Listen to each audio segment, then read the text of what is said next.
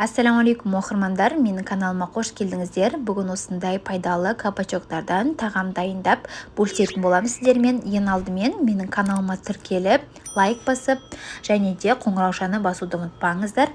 Кабачоктардан осындай керемет оладьи дайындайтын боламыз, және де оның қасына осындай соусымен бөлісетін боламыз. Видеоның соңына дейін менімен бірге болыңыздар. Бізге керекті тағамдар: ұн, блендерде өткізілген жуа, кішкентай чөкіде өткізілген кабачок және укроп, чеснок, жұмыртқа, тұз, бұрыш қажет болады.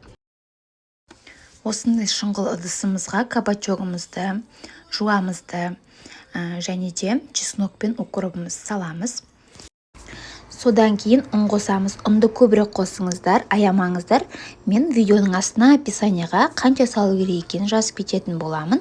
Одан кейін тұз, бұрыш, дәміне қарай қосамыз. Одан соң жұмыртқамызды салып жақсылап араластыратын боламыз.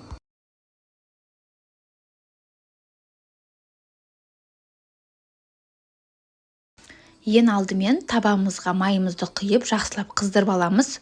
Одан кейін бір қасық салмамызды салып, екі жағынан қызарғанша қуырып алатын боламыз.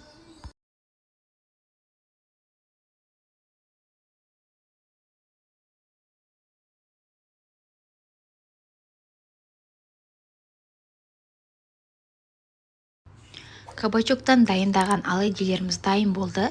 Оның қасына қаймақ пен укропты салып, соус дайындаған болатынмын.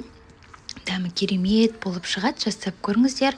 Менімен бірге болғандарыңызға көп рахмет. Менің каналыма тіркеліп, лайк басып, комментарий жазуды ұмытпаңыздар. Менімен бірге болыңыздар. Ассалаумағалейкум.